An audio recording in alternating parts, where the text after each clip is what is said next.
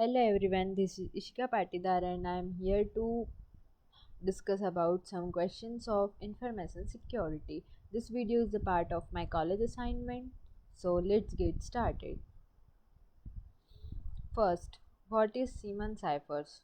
Seaman ciphers refers to cryptographic systems that uses a one-time password encryption technique developed by Claudius Seaman in 1940s. In this system, a message is encrypted by XORing it with a random key of the same length. The key is then used only once and never reused, hence the name one-time pad. One of the key properties of the one-time paired encryption technique is that it provides perfect security, also known as unconditional security. Perfect security is achieved only when the key used in the encryption is truly random, has the same length as the message, and it used only once. The proof of perfect security for one-time paired encryption is based on the fact that the ciphertext has the same statistical properties as a truly random sequence. As a result, an attacker has no way of distinguishing the ciphertext from a random sequence and hence has no information about the plaintext. Next, Kirchhoff principle. Kirchhoff principle, also known as the principle of open design, is a principle in cryptography that states that the security of a cryptographic system should not depend on the secrecy of the algorithm, but rather on the secrecy of the key. In other words, the security of a cryptographic system should rely solely on the strength of the key, not on the obscurity of the system. This means that the algorithm should be made publicly available and subject to scrutiny by the cryptographic community to ensure that it is secure. Next, distinguish with effective illustration, threats, vulnerability, and loss.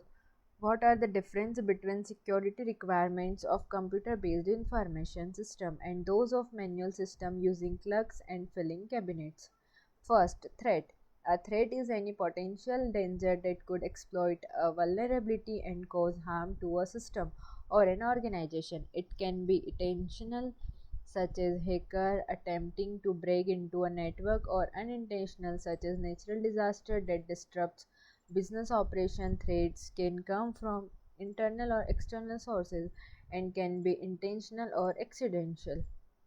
Vulnerability. A vulnerability is a weakness in a system or an organization that can be exploited to threat to cause harm. Vulnerability can arise from software flaws, human errors, or lack of security measures. They can be technical, such as misconfigured server, or non-technical, such as an employee who unwittingly gives out sensitive information. Loss refers to harm or damage caused by a threat exploiting a vulnerability to be tangible, such as theft of data or physical assist, or intangible, such as damage to reputation, loss of customer trust. The severity of the loss depend on the nature of the threat and vulnerability and the effectiveness of the security measures in place to prevent or mitigate the impact of an attack. The security requirements for computer-based information system and the manual system using clerk and filing cabinets can differ significantly. Here are some key differences. Access control, data protection, audit trail, data discovery. Next, suggest recent malware analysis techniques. Here are some most recent malware analysis technique. First, dynamic analysis. Dynamic analysis involves running the malware in a controlled environment such as a virtual machine to observe its behavior. This can include monitoring network traffic, system calls, and file activity. Recent advancement in dynamic analysis technique include using machine learning algorithm to detect malware behavior that is anomalous or characteristic or non-malware families. Second, sandboxing. Sandboxing involves running the malware is an isolated environment that is separated from the host operating system. This can provide a safer way to analyze malware without risking affection of the host system. Recent advancements in sandboxing technique include the use of hybrid sandboxing, which combines both static and dynamic analysis techniques to improve detection rates and reduce false positives. Third, code emulation. Code emulation involves creating a virtual environment that emulates the target system on which the malware is designed to run. Fourth, memory analysis. Memory analysis involves analyzing the memory of a system or process to detect and analyze malware. Fifth, malware clustering. Malware clustering involves grouping similar malware samples together based on common characteristics such as code structure or behavior. Next, illustrate the public key implementation of Rivest, Shamir, and Edelman with value p is equals to 7 and q is equals to 11. This is the algorithm of RSA. Given two random values p and q is equals to 7 and 11. First, we can multiply then both values and store in a n. N is equals to p into q. First we calculate n is equals to 7 into 11 is equals to 17. Then step 2, we calculate big of n is equals to p minus 1 into q minus 1. Then the answer is 60. Let us now choose relative prime es 7. Thus public key is greater than e and less than n. So 7 and 77. The ciphertext C is 97 mod 77 is equals to 37. So in this way we can encrypt our code. Step 4th,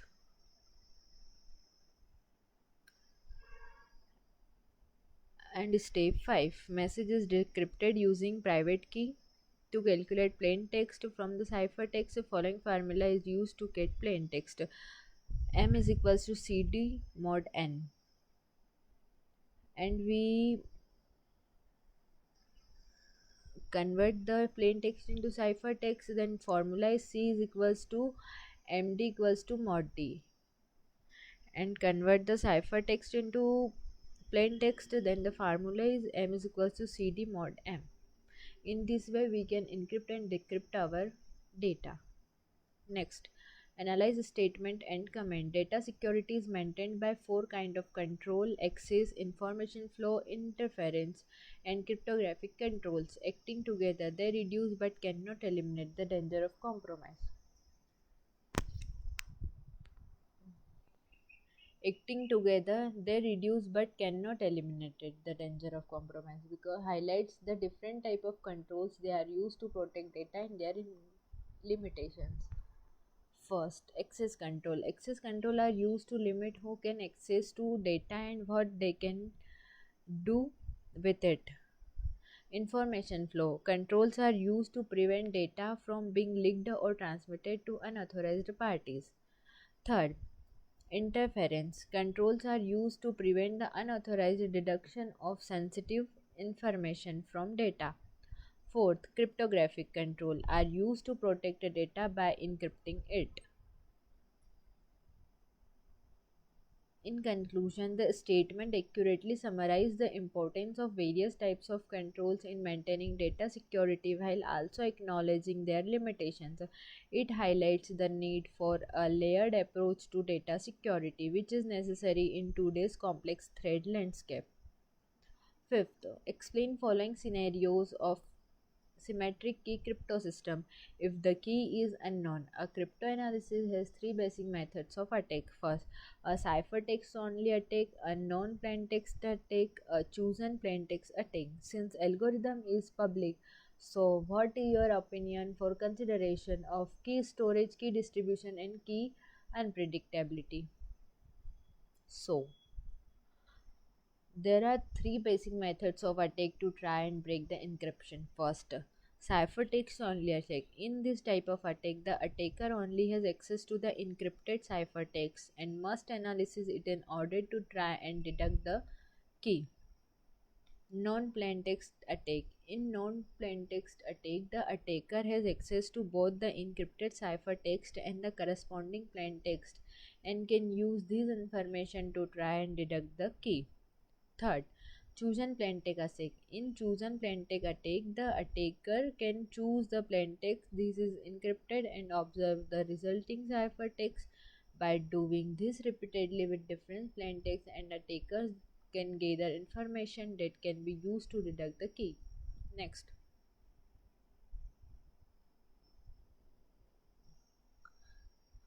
Here are the In order to maintain the security of symmetric key crypto system, it is important to consider key storage, key distribution, and key unpredictability. Key storage: the key must be stored securely to prevent unauthorized access. Key distribution: the key must be securely distributed to all parties that need to communicate using the crypto system. Third, key unpredictability: the key must be unpredictable to ensure that it cannot be easily guessed or deducted by an attacker. Next, with reference to develop what is professional role in security and trade-offs involved.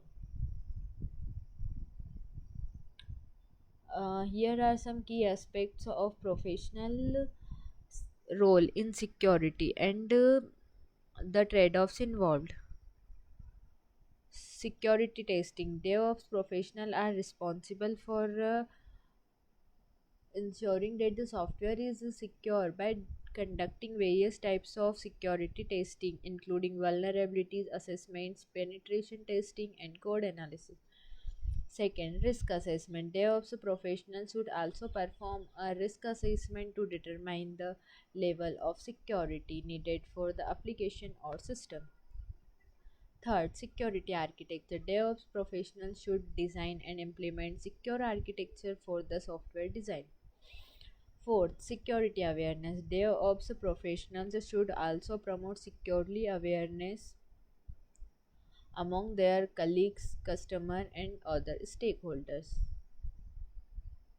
In conclusion, DevOps professionals play a crucial role in integrating security into the software development process, and they must balance the need for security with the need for speed of delivery.